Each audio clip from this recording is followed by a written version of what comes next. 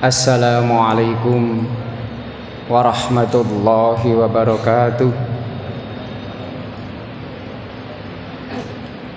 Innal hamdalillah nahmaduhu wa nasta'inu wa nastaghfiruh wa na'udzu billahi min syururi anfusina wa min sayyiati a'malina. May yahdihillahu fala mudilla lah wa may yudlil fala hadiya lah. Asyhadu an la ilaha illallah wahdahu la syarika lah wa asyhadu anna Muhammadan abduhu wa rasuluh.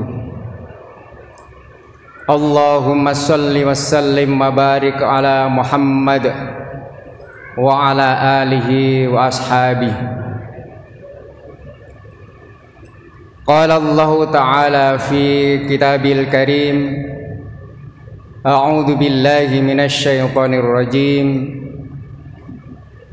Ya ayyuhalladzina amanu taqullaha haqqa tuqatih wa la tamutunna illa wa antum muslimun.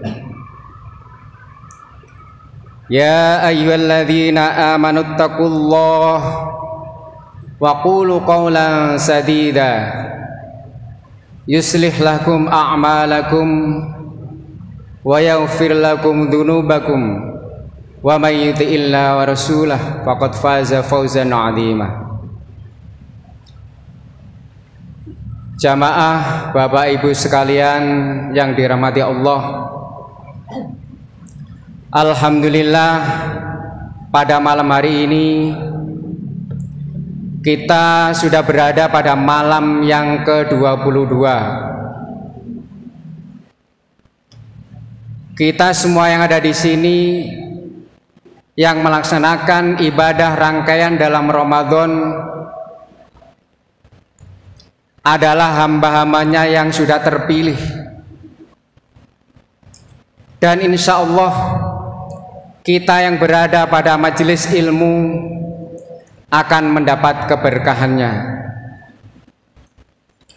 Kalau nggak salah baru kemarin sore dijelaskan bahwa ada yang membagi puasa itu 3 fase. Ya, ada yang pertama namanya fase penyisian, katanya Bapak penyisian. Kita sudah lewati.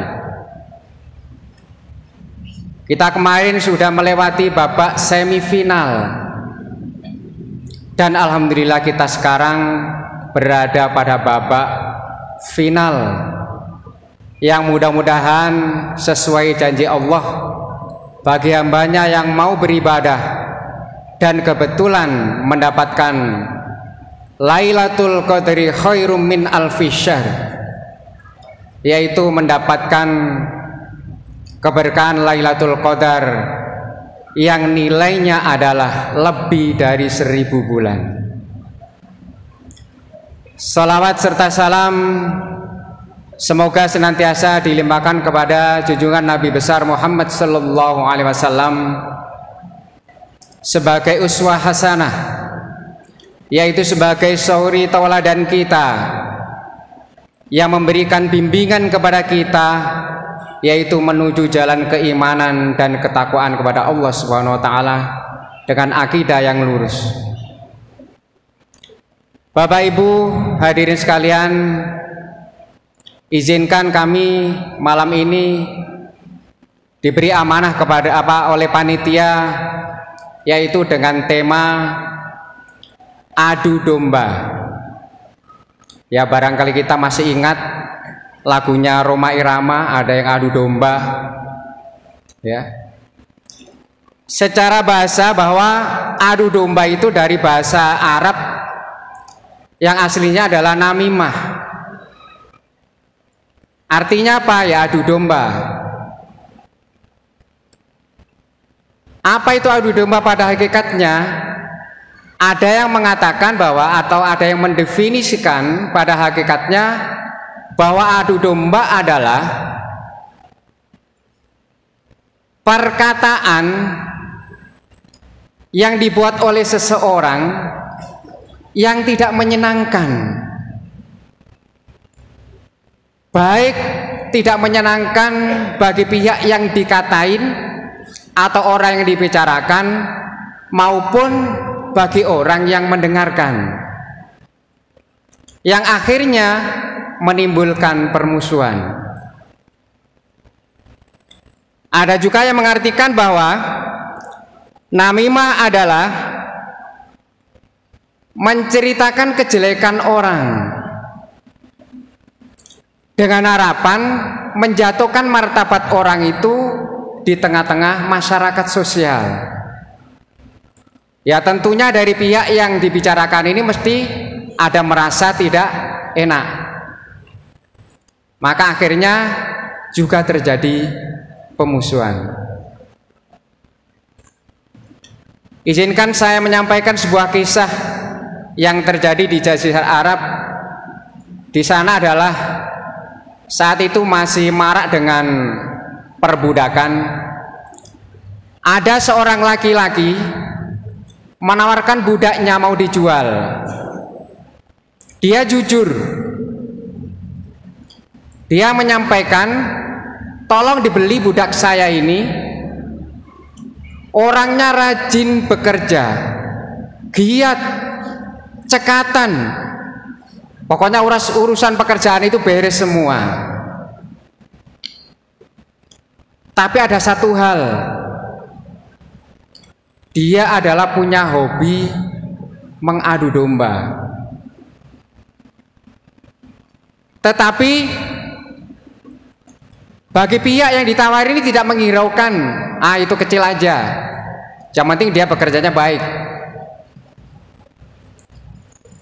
Seiring berjalannya waktu, karena si budak ini udah diserahkan dan tinggal di rumah tuannya,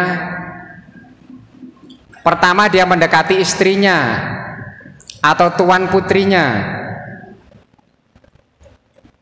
Dia mengatakan kepada tuan putrinya, Tuan putri, suami Anda itu sudah tidak lagi senang dengan Anda. Ya. Dia akan mencari wanita lain. Nah, kalau dalam bahasa kita adalah dimadu. Apakah Tuan putri mau tetap disayangi suami? Tuan putri menjawab, ya tentunya mau. Nah, kalau mau, tolong ambil gunting. Nanti pada saat suamimu datang, potonglah rambut janggut yang bawah biar rapi. Oke, gampang kalau itu.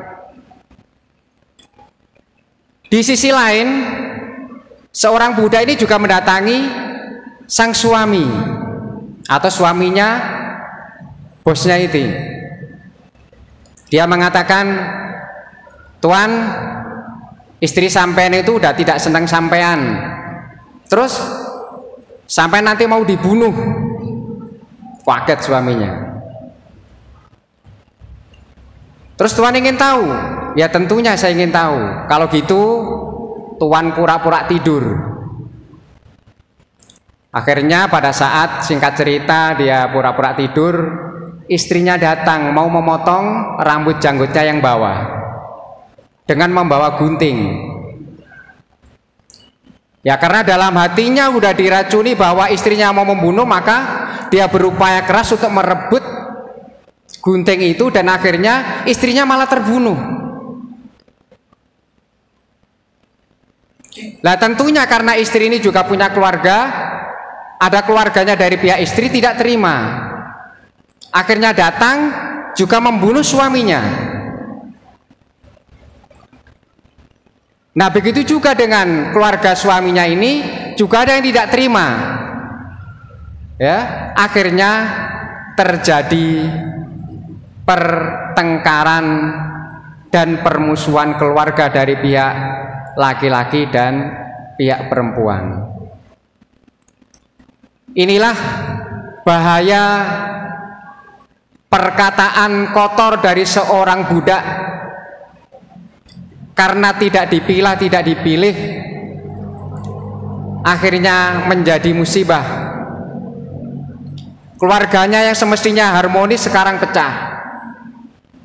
Jadi keluarga yang mestinya bersahabat bercerai-berai. Maka Allah Subhanahu wa taala mengingatkan kepada kita semua, yaitu dalam Al-Qur'an surat Al-Qalam ayat 10 sampai 13. A'udzu billahi minasyaitonir rajim. Wala tuti' kulla halafim mahin. Dan janganlah engkau patuhi setiap orang yang suka bersumpah dan suka menghina. Hammazim masya'im bin na'im, suka mencela, yang kian kemari menyebar fitnah. Manna'il lil khairi mu'tadin athim, yang merintangi segala yang baik, yang melampaui batas dan banyak dosa. Utullim ba'da dzalika zanim, yang bertabiat kasar, selain itu juga terkenal kejahatannya. Hadirin Bapak Ibu sekalian, kembali kepada permasalahan adu domba. Mengapa sampai terjadi adu domba? Tentunya ada beberapa motif atau latar belakang yang membuat orang itu melakukan itu. Yang pertama adalah menginginkan citra buruk melekat pada seseorang, karena ada niat supaya orang itu punya citra buruk di masyarakat, maka orang melakukan adu domba. Orang umpamanya punya kesalahan, diumbar-umbar, diobral-obral, bahkan di blow up supaya orang lain tahu bahwa dia jelek. Padahal Islam mengajarkan kepada kita, tugas kita adalah kalau ada saudara kita yang punya kejelekan, maka kewajiban kita adalah untuk menutupi aib itu. Kemudian motif yang kedua, menginginkan citra baik di mata seseorang. Jadi seorang pengadu domba ini ingin citranya dia sendiri baik di mata orang. Ya, barangkali saya ambil contoh, ya, umpamanya berkawan dengan seorang adu domba, orang yang suka memfitnah, ya, karena dianggap nanti kita harus selalu baik, ya, maka dia menceritakan kejelekan orang lain lagi supaya seakan-akan dirinya adalah yang paling baik.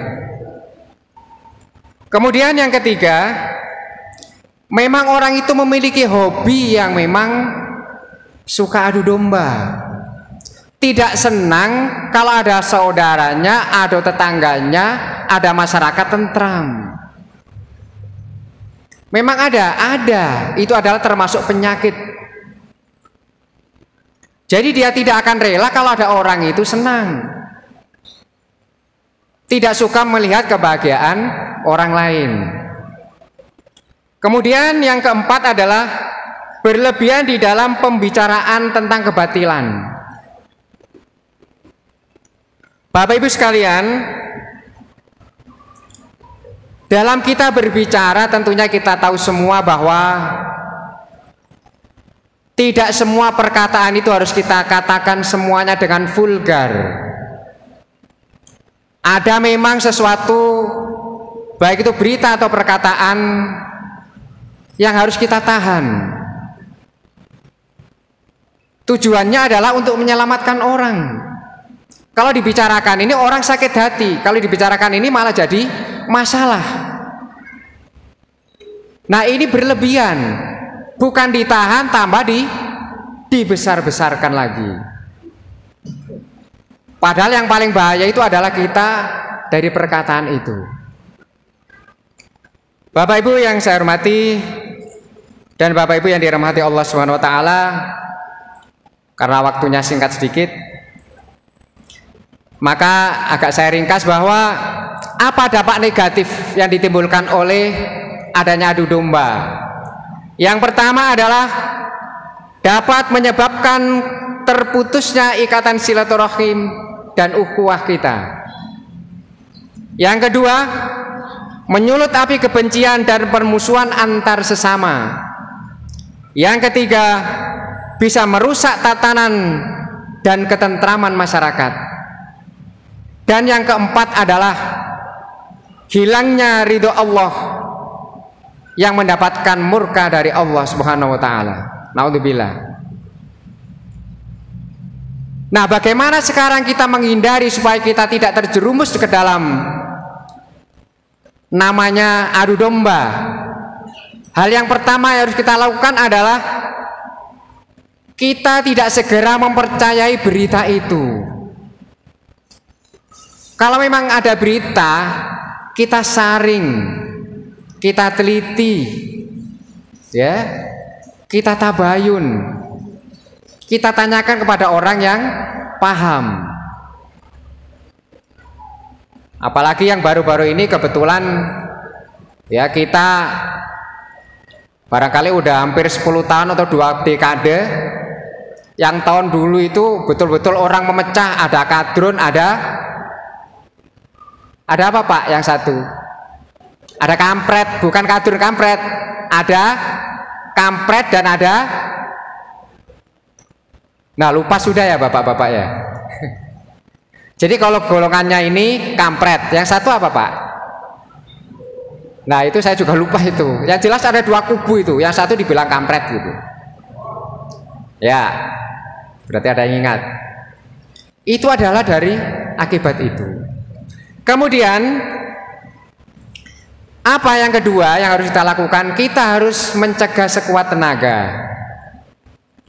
Ya, karena dalam agama kita adalah menganjurkan kita beramar ma'ruf nahi mungkar. Ya, kita mencegah kejelekan.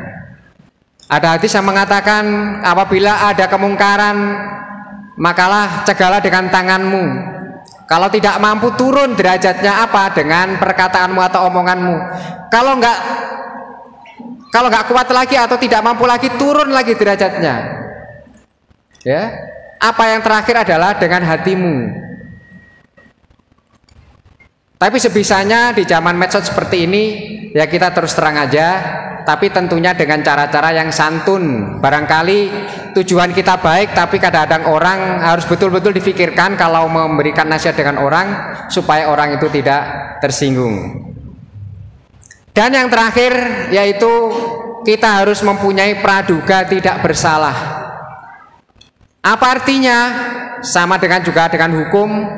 Kalau kita ada sesuatu berita seperti tadi saya katakan, apabila beritanya belum fix atau belum 100% betul, maka itu jangan dianggap, ya, dianggap tidak terjadi. Apa artinya? Kita tetap berprasangka baik, yaitu husnudzon. Bapak Ibu sekalian, mudah-mudahan mulai hari ini kita berlindung pada Allah Subhanahu wa taala.